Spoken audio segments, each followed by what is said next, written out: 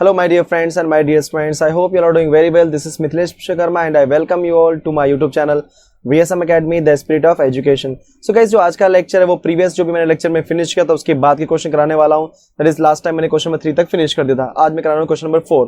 Question number 4 में क्या लिखा है? Find the value of x for which the function f of x is equal to x to 3 minus 12x square minus 144x plus 13 is increasing and decreasing function. मतलब ये जो मुझे x की value find करनी है आपको जो दिखाई दे रहा है, राइट, इंक्रीजिंग फंक्शन और डिक्रीजिंग फंक्शन दोनों के लिए करना है.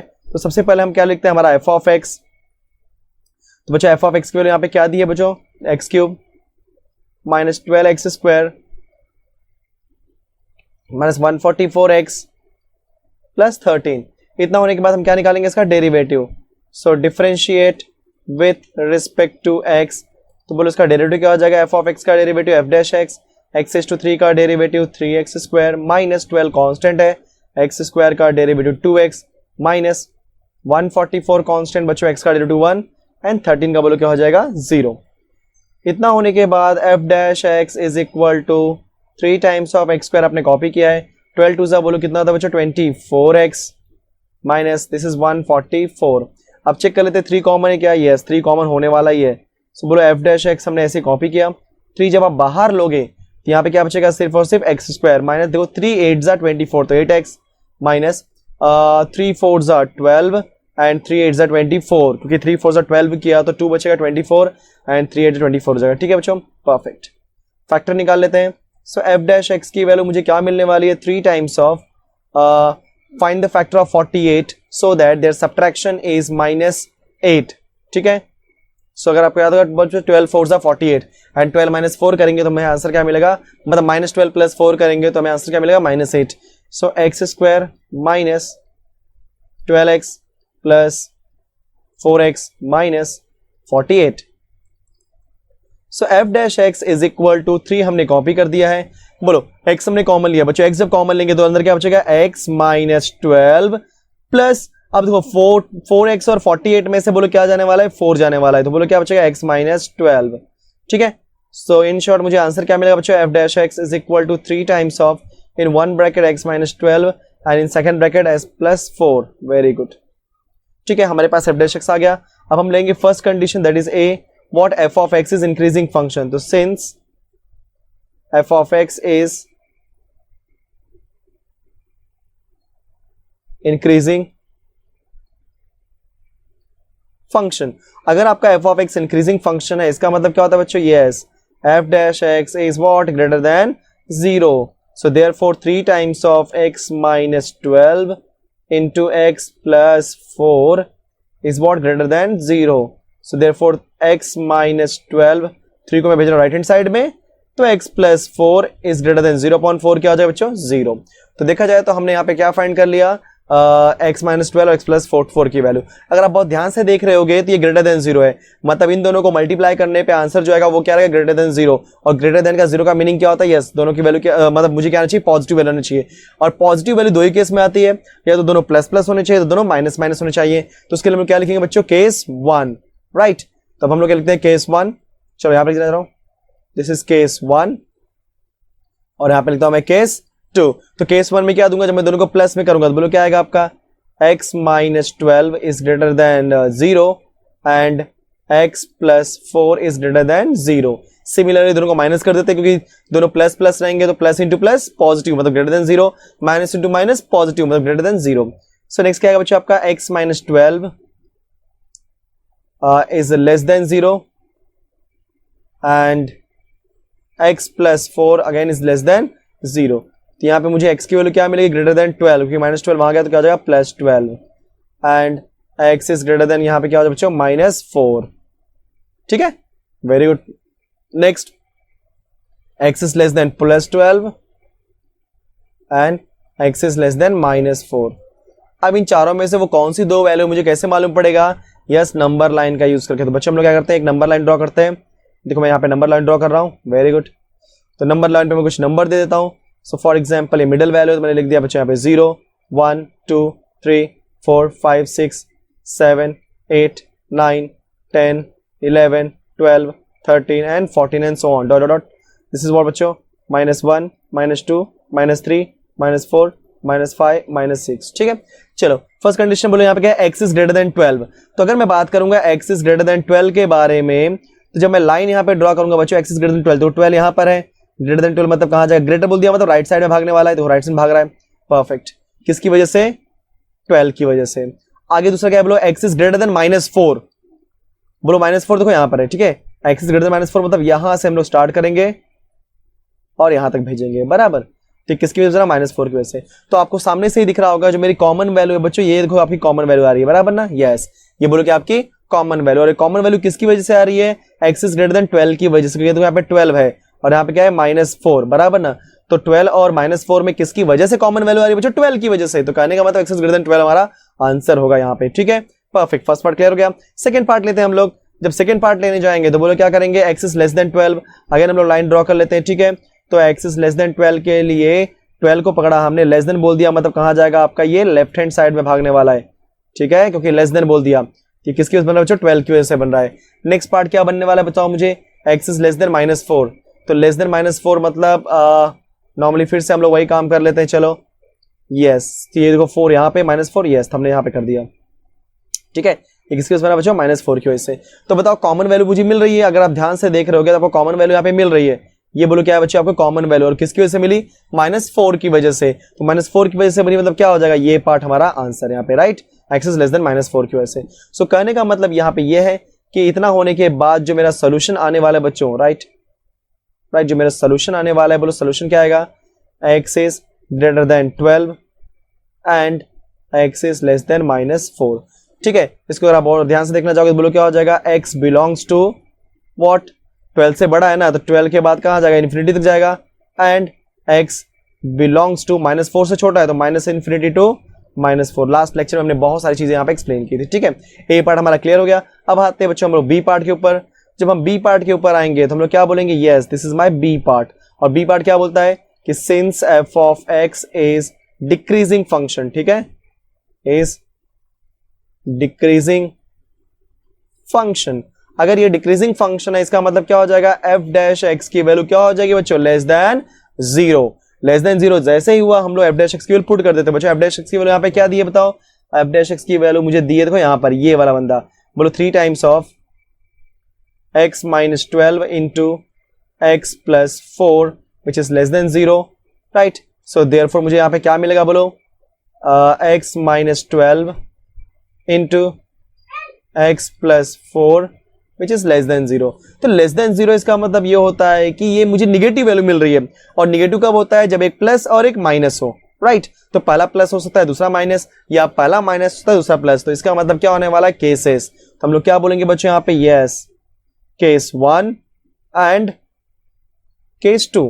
तो केस 1 केस 2 की बात करेंगे तो बच्चों यहाँ ध्यान रहा, केस 1 में हम क्या बोलने वाले हैं, x minus 12 is what greater than 0 and x plus 4 is less than 0, क्योंकि ग्रेटर देन 0 मतलब पॉजिटिव, लेस देन 0 मतलब नेगेटिव।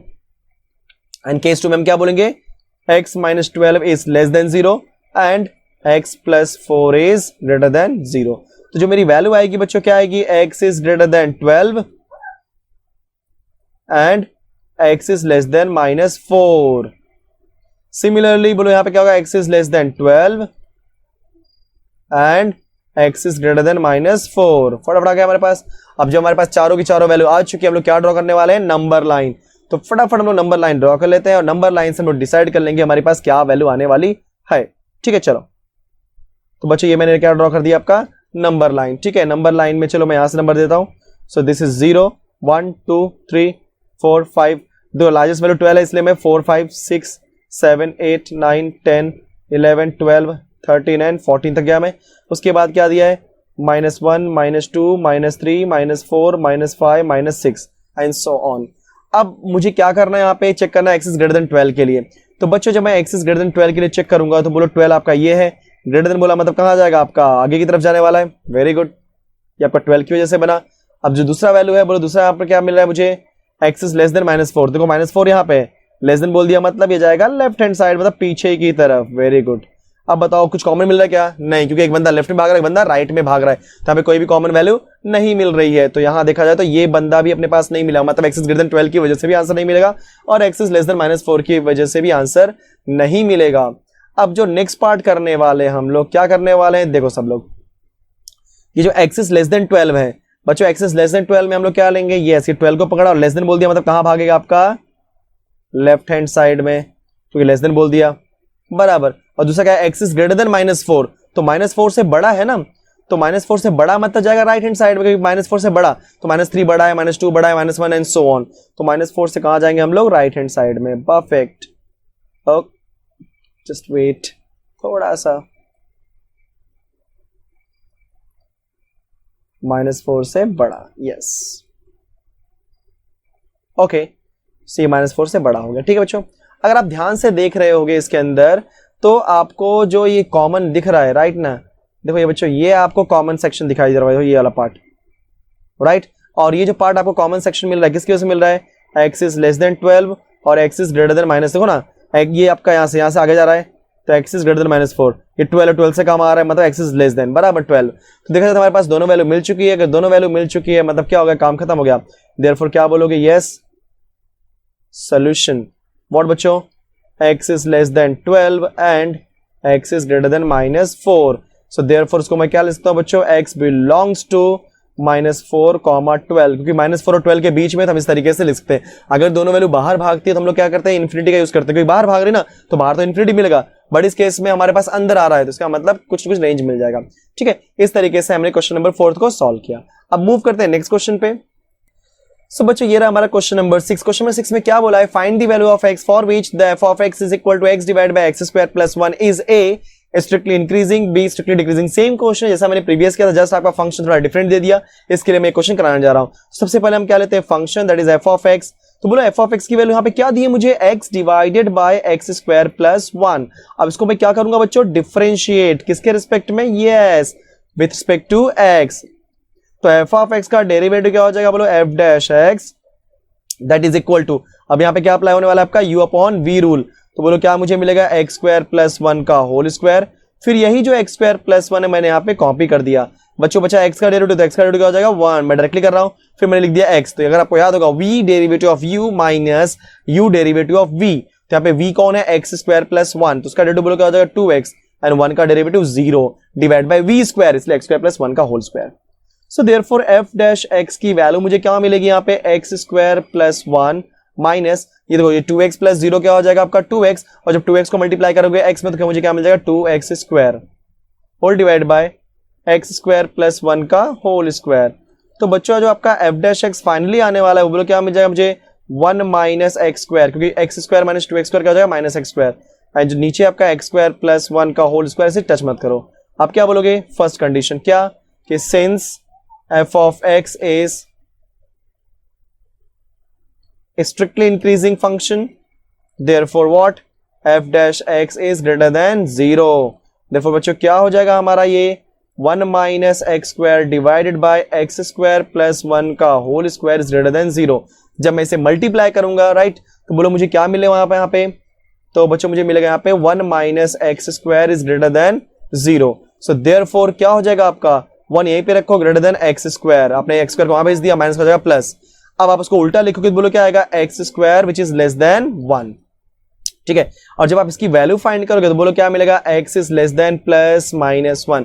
अब बच्चों ध्यान देना, मैंने आपको ऑलरेडी सिखाया हुआ है, जब कभी भी आपको फंक्शन का स्क्वायर आता है और उसके राइट हैंड साइड में सिर्फ सिंगल नंबर दिया रहेगा, तो स्क्वायर में अगर आपको दिया लेस देन, तो लेस देन मतलब अंदर की तरफ और मोर देन मतलब बाहर की तरफ, याद रखना, ऐसा याद रखो। थोड़ा सा आप इसमें लॉजिकली सोचो कि लेस देन बोल दिया मतलब वो अंदर की तरफ आएगा, 1 के अंदर आएगा, राइट ना। सो मेरे कहने का मतलब यहाँ पे जो मेरे x की वैल्यू आएगी वो किसके बीच में आएगी बच्चों, -1 और +1 के बीच में आएगी। ठीक है राइट, इसको हम क्या लिख सकते हैं, x बिलोंग्स टू -1, 1। तो ये हो गया मेरा सोल्यूशन, क्लियर, परफेक्ट। तो जब कभी भी आपका आएगा x² तो हमेशा क्या होगा, देखो अगर जब कभी भी आपको x² मिला और आपको दिया बीच में लेस देन, हमेशा वैल्यू अंदर आएगी। तो याद करो, लेस देन बोला मतलब इनसाइड, मोर देन बोला मतलब आउटसाइड। ठीक है, अगर आप नॉर्मली अगर इसको समझना चाहोगे नंबर लाइन से तो क्या होगा बच्चों, याद रखो ये मैंने नंबर लाइन ड्रॉ किया, ये मेरा 0 है, ये मेरा 1, ये मेरा 2, ये मेरा -1, ये मेरा -2। अगर आप ध्यान दोगे यहाँ पे क्या दिया आपको, x² इज लेस देन 1, मतलब x के प्लेस पे मुझे ऐसी वैल्यू पुट करनी होगी जिसका स्क्वायर करने पे जो भी नंबर आए वो क्या होना चाहिए, लेस देन 1 होना चाहिए। तो बच्चों अगर मैं -1 पुट करता हूँ x के प्लेस पे तो -1 का स्क्वायर क्या होता है, +1। ठीक है, and +1 is less than 1, no, तो मतलब -1 मैं नहीं कर सकता। उसके बाद मैं क्या पुट करूंगा बच्चों, 1 पुट करता हूँ, जब मैं 1 पुट करता हूं तो 1 का square 1, 1 is less than 1, no ये भी नहीं आ रहा है, तो ये भी नहीं कर सकता। जब मैंने पुट किया 0 तो 0 का square 0, 0 is less than 1, yes. तो कहने का मतलब 0 सेटिस्फाई करता है। तो 0 किसके बीच में आ रहा है बोलो, -1 और +1 के बीच में आ रहा है। इससे मैंने क्या बच्चों दिया, x की वैल्यू -1 +1 के बीच में आनी चाहिए, लेकिन -1 +1 नहीं होनी चाहिए, इसलिए मैंने यहाँ पे इक्वल का साइन नहीं डाला है। अगर मैं -1 भी लेता तो मैं इस तरीके से इक्वल का साइन डालता, बट -1 तो सेटिस्फाई कर ही नहीं रहा ना, तो इक्वल का साइन डालने की जरूरत नहीं है। ठीक है, तो इस तरीके से आपने इसका सोल्यूशन फाइंड कर लिया, वेरी इजी। नेक्स्ट आप क्या फाइंड करोगे इसके अंदर, जो सेकेंड पार्ट है बच्चों B, that is what, f of x is decreasing function। अगर वो डिक्रीजिंग फंक्शन है मतलब क्या हो जाएगा, f dash x is less than 0, therefore क्या हो जाएगा बोलो, f dash x की वैल्यू, तो बोलो f dash x की वैल्यू यहाँ पे मेरे पास क्या दी हुई है, ध्यान से देखो सब लोग, मुझे दी है 1 - x square divide by x square plus 1 का होल स्क्वायर। ठीक है, ये आपका प्लस है, हाँ, then which is what less than 0। जब आप क्रॉस मल्टीप्लाई करोगे मुझे क्या मिलेगा, 1 - x square is less than 0। जब मैं 1 यहीं पे रखता हूँ, x स्क्वायर वहां पे क्या हो जाएगा, लेस देन x स्क्वायर। तो बच्चों क्या हो जाएगा, मैं इसको राइट साइड से रीड करूंगा, बोलो क्या आएगा, x square is greater then 1। तो इन शॉर्ट मेरे पास जो x की वैल्यू आएगी विच is what greater than plus -1। अब मैंने क्या बोला, अगर ये बाहर की तरफ जा रहा है, बाहर की तरफ जा रहा है मतलब एक वैल्यू लेफ्ट की साइड भागे और एक वैल्यू राइट के साइड भागेगा। तो जो मेरी वैल्यू होगी, मतलब मैं x के प्लेस पे ऐसे कौन से नंबर रखूं जिनका स्क्वायर करने पे 1 से ज्यादा हो, तो आप रख सकते हो 2, आप रख सकते हो 3, 4, 5, 6, 7 इन्फिनिटी, देन -2, -3, -4, -5 इन्फिनिटी। क्योंकि आप 1 और -1 नहीं रख सकते, क्योंकि 1 रखा तो 1 का स्क्वायर 1 होता है, which is not more than 1। फिर -1 स्क्वायर रखा तो -1 का स्क्वायर इज अगेन -1 का स्क्वायर प्लस 1 हो जाएगा, वो भी क्या आपका 1 से ज्यादा नहीं है। सो मेरे कहने का मतलब 2, 3, 4, 5 इन्फिनिटी और -2, -3, -4 इन्फिनिटी रख सकते हैं। तो एक वैल्यू क्या होगी आपकी, x is greater then 1, right ना, 1 से ज्यादा जो भी वैल्यू है सब इस कंडीशन को सेटिस्फाई करेगी। और दूसरी वैल्यू क्या होगी, x इज लेस देन -1, क्योंकि -1 से यस। सो मेरे कहने का मतलब बच्चों एक वैल्यू पूरी लेफ्ट में भाग रही है और पूरी वैल्यू राइट में भाग रही है। अगर मैंने बोल दिया x इज ग्रेटर देन 1 मतलब ये पूरी वैल्यू राइट में भागेगी, मतलब 2, 3, 4, 5 इन्फिनिटी। अगर मैंने बोल दिया x इज लेस देन -1 मतलब ये पूरी वैल्यू लेफ्ट में भाग रही है, मतलब -2, -3, -4 इन्फिनिटी। सो कहने का मतलब यहाँ पे ये है जो आपका x बिलोंग्स टू होगा, बोलो एक अगर मैं पॉजिटिव साइड लूंगा तो बोलो 1 to इन्फिनिटी जाएगा, और जब मैं नेगेटिव वाला बंदा लूंगा तो बोलो क्या आएगा आपका -इन्फिनिटी टू -1। एंड होप कि ये आपको चीजें समझ गए होंगी कैसे मैंने किया। क्लियर गाइस, ये आपका क्वेश्चन नंबर 6 मैंने कंप्लीट कर दिया, परफेक्ट। सो बच्चों ये रहा हमारा क्वेश्चन नंबर 7। क्या लिखा है यहाँ पे, show that f of x equal to 3x plus 1/3x is increasing function in 1/3, and decreasing in 1/9, 1/3। अब ये जो 1/3, और 1/9, 1/3 दिया, इसको देख करके घबराओ मत। आप नॉर्मली जिस तरीके से इंक्रीजिंग और डिक्रीजिंग फंक्शन के लिए आप x की वैल्यू फाइंड करते हो उसी तरीके से करो, आपका आंसर आ जाएगा। ठीक है, चलो। तो सबसे पहले हम लोग क्या बात करेंगे, जो नॉर्मली हम लोग डेरिवेटिव लेते हैं उसके हिसाब से करते हैं। चलो, तो सिंस f of x की वैल्यू मुझे क्या दी है बच्चों, 3x plus 1 divided by 3x। अब जब इसको मैं डिफरेंशिएट करूंगा विथ रिस्पेक्ट टू x तो मुझे क्या मिलेगा बच्चों, यहाँ पे f dash x is equal to 3 times of, बोलो x का derivative 1 plus 1/3 is constant, 1/x का डेरिवेटिव क्या हो जाएगा, -1/x स्क्वायर। ठीक है, f डैश x की वैल्यू क्या हो जाएगी, 3 1 जा 3 -1/3 टाइम्स ऑफ x स्क्वायर। हमारे पास f डैश x आ चुका है। अब इसने क्या बोला है, show that this f of x is increasing in this particular line, right ना। तो आपको बताना है कि ये जो फंक्शन है वो इंक्रीजिंग है इसके अंदर। तो दैट मींस हम क्या बोलते हैं, सिंस पॉइंट नंबर ए ले लेते हैं हम लोग यहाँ पे कि since f of x is increasing function. अब उस इंटरवल में इंक्रीज हो रहा है, बात की बात हम देख लेंगे उसको। अगर इंक्रीजिंग फंक्शन है मतलब क्या हो जाएगा बच्चों, f dash x is what greater than 0, therefore 3 - 1/3 times of x square is greater than 0। अगर मैं इसको सिंप्लीफाई करूंगा तो बोलो क्या हो जाएगा, 3 is less then 1/3 times of x square. चलो हम लोग x स्क्वायर को वहां भेजते हैं, 3 को यहां भेजते हैं, तो बोलो क्या हो जाएगा आपका x square is greater then what, 1/9। Wow, x square फिर से आ गया, और आपने ऐसा क्वेश्चन कई बार किया हुआ है। तो बोलो क्या हो जाएगा आपका x is greater then plus minus 1/3।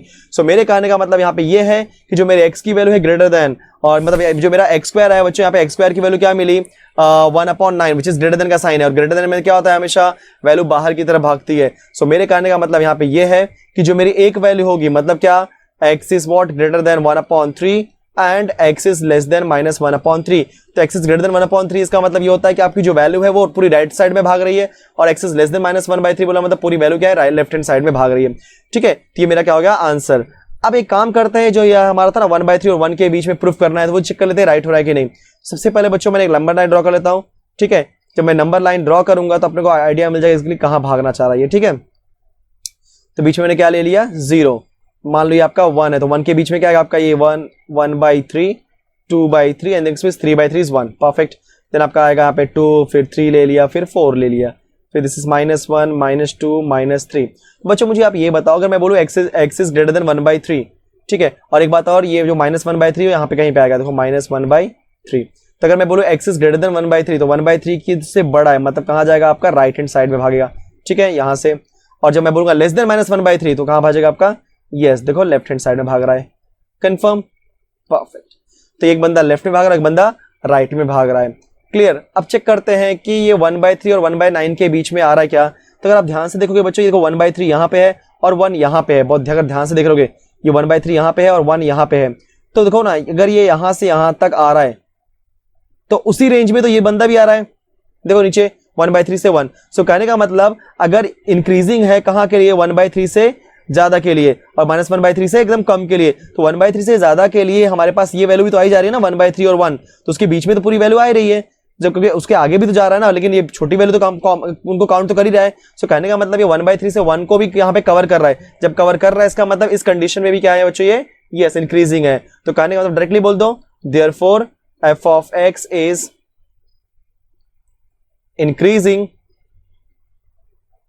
in 1/3, 1, ठीक है बच्चों, परफेक्ट। ये हो गया। अब हम लेते हैं सेकेंड पार्ट, क्या बोलेंगे हम लोग, f of x is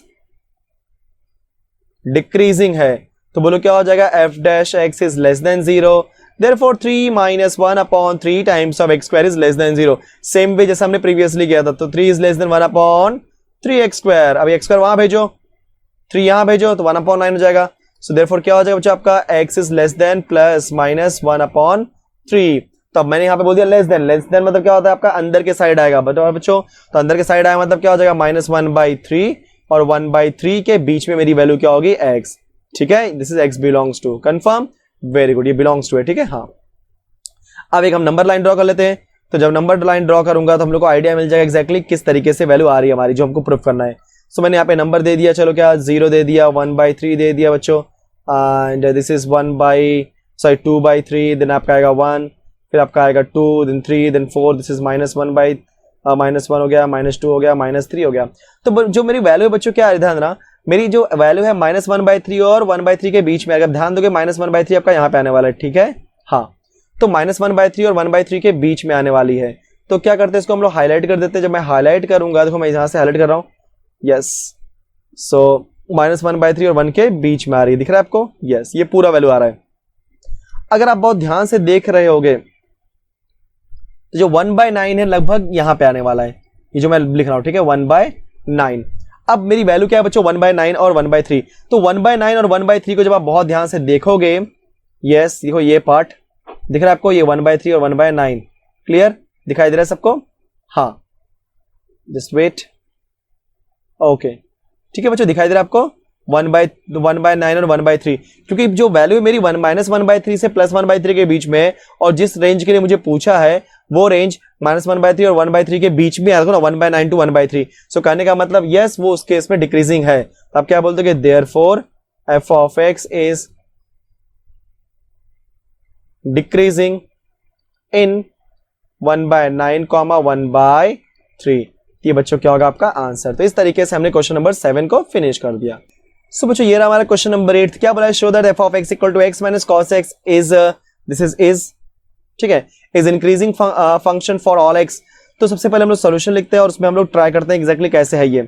so f of x की वैल्यू क्या दी है मुझे, x माइनस cos x, ठीक है, इसका निकालते हैं डेरिवेटिव।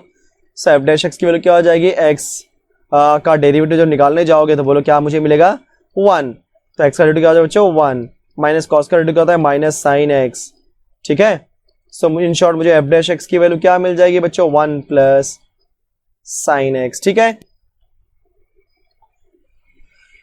ओके, सो बच्चों इस x axis and y axis पे जब कभी भी आप साइन को ड्रॉ करने जाओगे तो जो आपका साइन होगा, देखो यहां से स्टार्ट होगा इस तरीके से, और ये लूप बनाते हुए ये उस तरीके से ऊपर जाएगा, फिर नीचे आएगा बच्चों, फिर ऊपर जाएगा, फिर नीचे आएगा। सिमिलरली पीछे की तरफ जाता है ये, ये एक तरह से किसका वैल्यू बच्चों, साइन का डायग्राम है, ठीक है। डायग्राम थोड़ा सा गंदा बन रहा है बट समझ चलो। तो ध्यान रखना मैक्सिमम ये इस लेवल तक जाएगा, ठीक है, और मिनिमम ये इस लेवल तक जाएगा। ये जो वैल्यू होती है बच्चों मैक्सिमम ये 1 तक जाता है और मिनिमम ये -1 तक जाता है। साइन का जो भी ग्राफ बनता है वो +1 से ऊपर नहीं जाता और -1 से नीचे नहीं आता, कंफर्म। तो उस हिसाब से जो मेरे साइन एक्स की वैल्यू होगी it is always lies between -1 to +1, ठीक है। क्यों इक्वल दिया, क्योंकि -1 भी हो सकता है +1 भी हो सकता है, तो -1 से +1 के बीच में आता है। अब मुझे चेक करना है एक्जैक्टली 1 + sin x की वैल्यू क्या होगी। तो बच्चों याद रखना इसमें मैं क्या करूंगा, अगर मुझे 1 + sin x चाहिए, ध्यान रहा, तो sin x पहले से अगर मैं इसके यहाँ पे 1 ऐड कर दूं तो मुझे क्या हो जाएगा, sin x + 1। जब मैंने बीच में ऐड किया, जरा ध्यान रहा सब लोग, तो मैं लेफ्ट हैंड साइड में भी +1 ऐड करूंगा और राइट हैंड साइड में भी प्लस ऐड करूंगा, ठीक है। तो -1 + 1 क्या हो जाएगा, 0 विच इज लेस देन और equal to 1 + sin x less than और इक्वल टू 1 + 1 क्या होता है बच्चों, 2। अब जरा ध्यान से देखो 1 + sin x की वैल्यू क्या है, 0 से बड़ी है, 2 से छोटी बात की बात है, 0 से बड़ी वही इनफ है।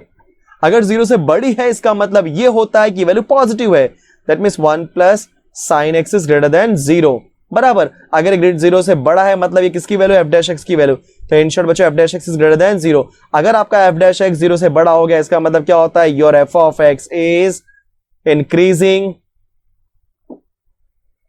फंक्शन फॉर ऑल x, मतलब x की कोई भी वैल्यू पुट करो हमेशा आपका फंक्शन इंक्रीजिंग हो, क्योंकि x की वैल्यू कोई भी होगी बच्चों हमेशा ग्राफ इसी तरीके से बनेगा, क्लियर, परफेक्ट।